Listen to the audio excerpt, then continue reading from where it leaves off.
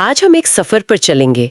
ये सफर शुरू होगा आपकी उंगली के कप को छूने से और खत्म होगा आपके दिमाग में उस एहसास के बनने तक। और ये सफर सच में कमाल का है। हम उस एक सिग्नल का पीछा करेंगे, देखेंगे कि वो एक सिंगल सेल से पूरे नर्वस सिस्टम में बिजली की रफ्तार से कैसे दौड़ता है और कैसे हमारा ब्रेन उसे गर्म, ठंडा या दर्द जैसे मतलब देता है। क्योंकि हर सेकंड हमारे शरीर में ऐसे लाखों करोड़ों सिग्नल दौड़ रहे हैं जो हमें जिंदा रखे हुए हैं, हमें सोचने और महसूस करने की काबिलियत देते हैं। और ये सब मुमकिन होता है हमारे शरीर के एक कम्युनिकेशन नेटवर्क की वजह से। हाँ, जिसे हम ह्यूमन नर्वस सिस्टम कहते हैं। तो इस कम्युनिकेशन नेटवर्क को समझने के लिए इसे बांट कर देखना होगा।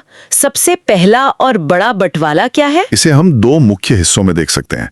पहला है सेंट्रल नर्वस सिस्टम यानी CNS, जो हमारा हेडक्वार्टर्स है। हेडक्वार्टर्स मतलब ब्रेन और स्पाइनल कॉर्ड।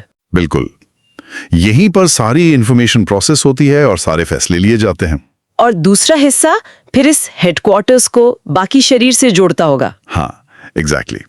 दूसरा हिस्सा है पेरिफेरल नर्वस सिस्टम यानी PNS। ये उस हाईवे नेटवर्क की तरह है जो हेडक्वार्टर्स को शरीर के हर कोने से जोड़ता है। तो इसमें शरीर में फैली हुई सारी नर्व्स आ जाती हैं? जी, ये नसों का जाली है जो सिग्नल्स को HQ तक लाता है और HQ के कमांड्स को वापस शरीर तक ले जाता है। अच्छा, तो इस हाईवे पर ट्रैफिक दो तरफा होता होगा, मतलब सिग्नल्स का आना और जाना। हाँ, इसे समझने का ये सबसे अच्छा तरीका है। PNS में दो तरह के रास्ते हैं।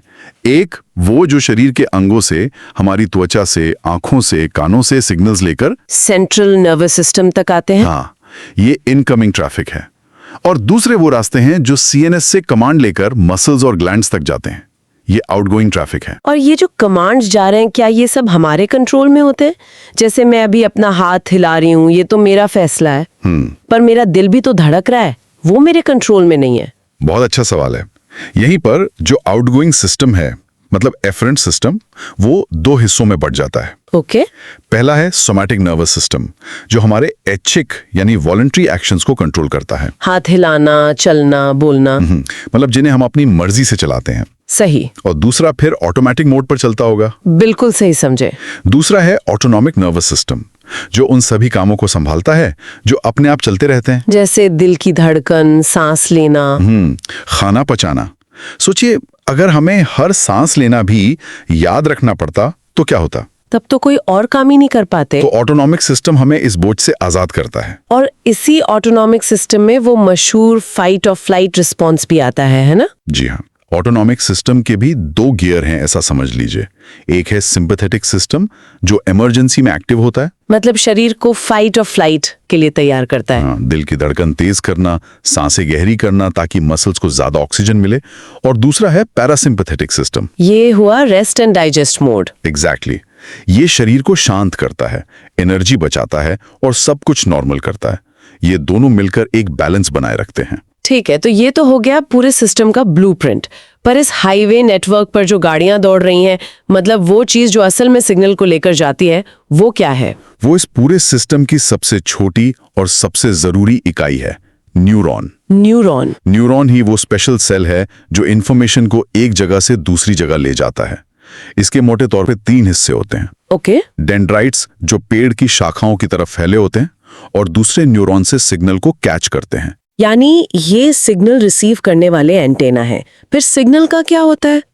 डेंड्राइट से सिग्नल आता है सेल बॉडी में, जो न्यूरॉन का कंट्रोल सेंटर है, जहां न्यूक्लियस होता है। और फिर सेल बॉडी से सिग्नल एक लंबे तार जैसे हिस्से में आगे बढ़ता है, जिसे एक्सॉन कहते हैं। हाँ, जिसे एक्सॉन कहते हैं। एक्सॉन का काम सिग्नल को सेल बॉडी से दूर अगले न्यूरॉन तक पहुंचाना है। ये एक्सॉन तो बहुत लंबे भी हो सकते होंगे, जैसे हमारी रीढ़ की हड्डी से लेके पैर के अंगूठे तक। बिल्कुल, कुछ एक्सॉन्स 1 मीटर से भी ज्यादा लंबे हो सकते हैं। और इन सिग्नल्स को तेजी से पहुंचाने के लिए ज्यादातर एक्सॉन्स पर एक फैट की परत चढ़ी होती है। अच्छा। हाँ, उसे माइलिन शीथ कहते हैं। ये परत किस काम आती है? किसी तरह की इंसुलेशन? एकदम सही। ये ठीक वैसे ही काम करती है जैसे बिजली के तार पर प्लास्टिक की इंसुलेशन होती है। ये सिग्नल को लीक होने से बचाती है और उसे लगभग 100 गुना तेज दौड़ाती है। 100 गुना? हाँ, जिन जगहों पर ये शीथ नहीं होती उन्हें नोड्स ऑफ रैनवियर कहते हैं, और सिग्नल एक नोड से दूसरे नोड पर कूदता हुआ जाता है। अच्छा, जंप करता है। हाँ, इसे सॉल्टेटरी कंडक्शन कहते हैं। इसी वजह से हमें चोट लगते ही तुरंत दर्द महसूस होता है। अब आते हैं असली जादू पर। वो करंट जो इन तारों में दौड़ता है वो आखिर है क्या? क्या वो हमारे घर की बिजली जैसा है या कुछ और ही है? ये घर की बिजली से थोड़ा अलग है। ये एक इलेक्ट्रोकेमिकल इवेंट है। इलेक्ट्रोकेमिकल? इसे ऐसे समझिए कि एक न्यूरॉन आराम की स्थिति में एक छोटी चार्ज्ड बैटरी की तरह होता है।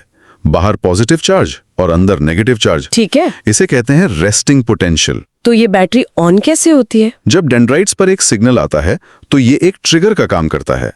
एक्सॉन की सतह पर बने छोटे छोटे गेट्स, जिन्हें आयन चैनल्स कहते हैं, वो खुल जाते हैं। ओके। और बाहर मौजूद पॉजिटिव चार्ज वाले सोडियम आयन्स की बाढ़ अंदर आ जाती है। यानी दरवाजे खुल गए और बाहर घड़ी भीड़ एकदम से अंदर घुस आई। बिल्कुल। और इस भीड़ के अंदर आने से एक पल के लिए सेल के अंदर का माहौल नेगेटिव से पॉजिटिव हो जाता है। अच्छा। ये जो चार्ज में अचानक आया बदलाव है, ये पॉजिटिव सर्ज, यही असल में नर्व इम्पल्स या एक्शन पोटेंशियल है। और ये एक डोमिनो इफेक्ट की तरह एक्सॉन की पूरी लंबाई में आगे बढ़ता जाता है। कमाल है। और फिर ये वापस अपनी रेस्टिंग स्टेट में कैसे आता है? जैसे ही ये पॉजिटिव वेव आगे बढ़ती है, न्यूरॉन तुरंत पॉजिटिव आयंस को वापस बाहर धकेलना शुरू कर देता है, ताकि वो अगले सिग्नल के लिए फिर से तैयार हो सके। तो ये ऑन ऑफ पॉजिटिव नेगेटिव का खेल चलता रहता है हर पल, लाखों बार। ये तो कमाल है कि एक सिंगल न्यूरॉन के अंदर सिग्नल कैसे दौड़ता है। लेकिन असली चुनौती तो अब है। नर्वस सिस्टम में अरबों न्यूरॉन है, पर वो एक दूसरे से फिजिकली जुड़े हुए नहीं है। उनके बीच एक बहुत छोटा सा गैप है। तो ये सिग्नल इस खाई को पार कैसे करता है? उस जंक्शन को, जहां एक न्यूरॉन खत्म होता है और दूसरा शुरू होता है, उसे सिनैप्स कहते हैं। सिनैप्स। और जैसा आपने कहा, उनके बीच एक गैप होता है जिसे सिनैप्टिक क्लेफ्ट कहते हैं।